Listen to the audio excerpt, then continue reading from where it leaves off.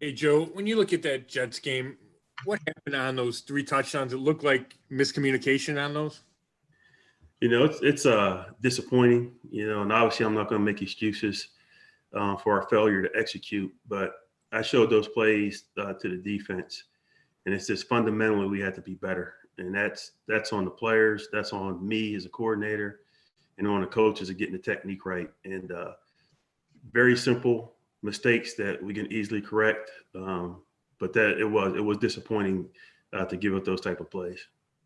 And when you don't have a guy like BJ out there who kind of gets everybody lined up, how much did that hurt? And did you see that in any of those touchdowns that you gave up? No, everything was fine. The communication, all the backers, and mainly Malcolm, they did a nice job getting the calls. We were feeling it out a little bit just based on our substitutions, but once we got in a rhythm, there were no issues from that standpoint. Thanks. Thank you, Scott. Jeff Shadell has our next question. Hey, Joe, it seems like the last few weeks especially that Sheldon Richardson has really picked up his game. Do you see that, and what do you think the reason for that is? I think Sheldon's been consistent, throughout the year. I think he's a veteran guy. He understands the importance of each game and how those games get important, especially at the end of the year. And he's been a great leader for us. It was cool, and the guys were really jacked up when he was a captain for that game, and he played well. Thank you, Jeff. Nate Ulrich has our next question. Hey, Coach. A couple of things about Myles Garrett. Is there any discussion in your meetings, with your defense about Mason Rudolph being the starter with, the incident that happened last year? I know you guys have faced the Steelers, he did in October, but Mason starting, there's a new layer to it. Do you talk to the guys about, keeping emotions in check or anything like that? Oh, no conversation whatsoever. I think we're past that. I think Myles is past that. We're just focused on trying to play the best game. And another thing about Myles, do you think he is starting to kind of turn the corner a little bit? I know it's a day-by-day thing, but he looked more like himself Sunday in his recovery from COVID? Yeah, I know that's been talked about, and throughout practice, Myles has been fine. I think in the course of a game, you just get in some situations where, unfortunately, you have longer drives. We don't want it to be that way. And not only Myles, there's other guys getting tired. But, talking with him, he feels 100%. I think his conditioning is good. So hopefully you continue to see that on the field. Thank you, Nate. Mary Kay Cabot, we'll go to you. What do you have to worry about when you play a Mason Rudolph? What are some of the things that you're noticing that he does well, and how do you keep your guys from thinking that they're not getting an enormous break by not having to face Big Ben? Oh yeah, we definitely can't think that way. And for me, it's simple. We played when I was at San Francisco, played them the third game of the year. I think it was right after Ben went down with the injury, and we were hanging on, fighting for our lives to win that game, and won it really on the last drive. So he is very capable of running the offense. He's been there for a long time. So we will definitely prepare for him. He's the guy that's up, and he's a starter, and everybody knows he's capable. Thank you. Mm-hmm. Thanks, Mary Kay. Scott Petrick, go ahead. Hey, Joe, when you look at those, or you were at the playoffs last year and made that deep run with the 49ers, the guys on this team have not been in the playoffs in forever. How do you help them deal with the pressure of, this is a win or could be go home game? You know what? I try not to really talk to guys about it that way, because it doesn't matter if it's this game you need to win to get in the playoffs or not. You have to play the best football game. And I think a lot of times, this over my course of my career, I think when guys put too much pressure on themselves in situations like this, they end up making mistakes. So the focus is really just go out and do your job and play the best of your ability, and whatever happens will happen. So you don't bring it up at all with the guys? No, they already know. You know what I mean? So I just try to just steer them in the direction of just playing the best football they can at their position. Thanks. Thank you, Scott. Tom Withers, you have our next question. Thanks, Rob. Thanks, Coach Joe. Hey, just curious, Joe, with everything you've had to deal with this season, has this made you a different coach or a better coach? I tell you what, that's a tough question to answer. I think when it comes to the football aspect of it, I think being here, you know, first time as a coordinator with the new staff, that it's been fun for us just in terms of developing our own scheme. At the same time, it's tough just because of, you know, the lack of time we had in the off season, getting everything ready to go in training camp and really trying to get better each and every week. I think just the COVID itself is just a health issue that you're so concerned about, you know, not only with the players on the field, but with your family at home.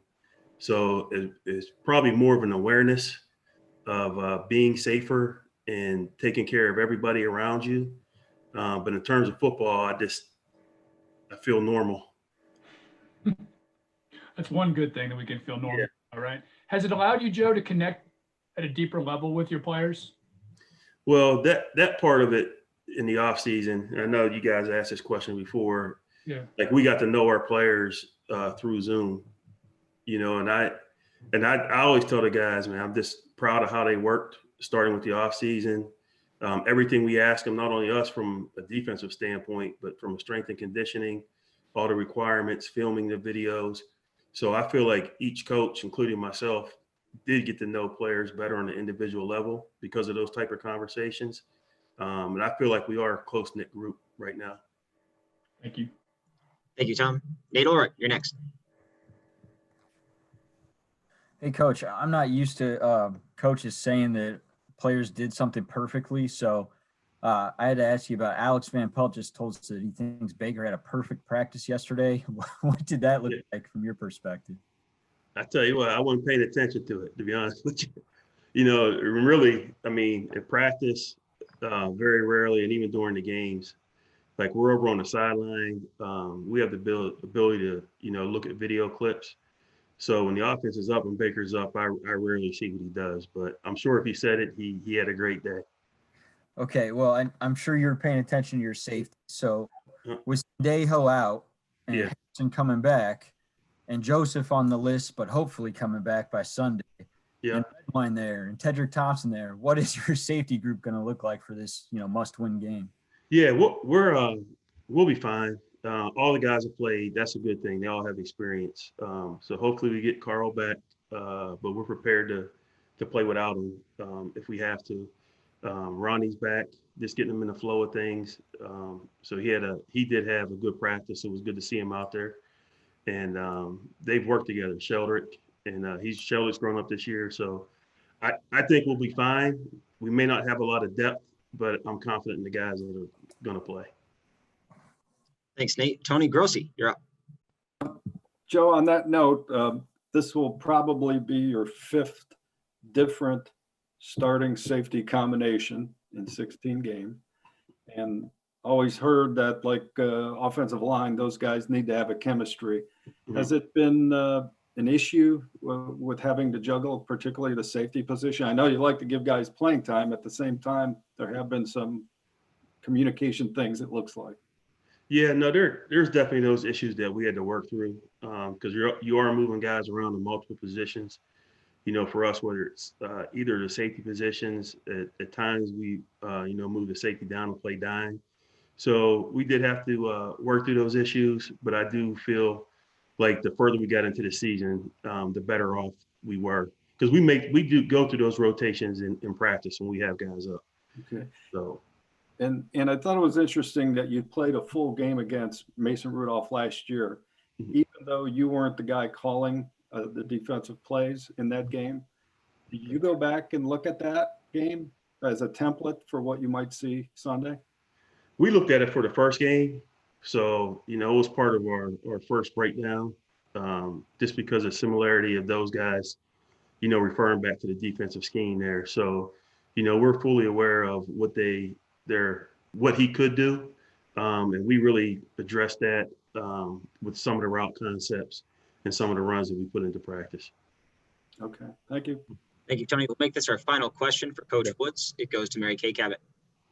Yeah, Coach, just wondering when you've watched how Kevin Stefanski has handled all the adversity of this season, specifically, I'm interested in last Saturday was such a stressful day to lose all those guys before the game and have to travel logistically and all that.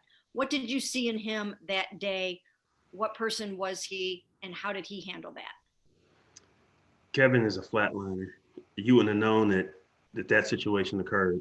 You know, he talks to us all the time about just staying focused on the task at hand, not making excuses for anything that happens, because we knew this is what type of year it was going to be. And I think he did an outstanding job. I don't think he ever came across to us as coaches or the players that he was concerned. He just addressed the issue, made the corrections or adjustments he needed to make, and just came up with the best game plan and went out and played.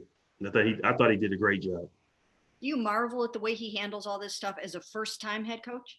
It's unbelievable. I know I get asked this question quite a bit, but when I look at Kevin, whether we're standing on the field or we're having a meeting on Zoom and listen to him, I feel like I'm listening to a guy that's been doing it for 3 or 4 years.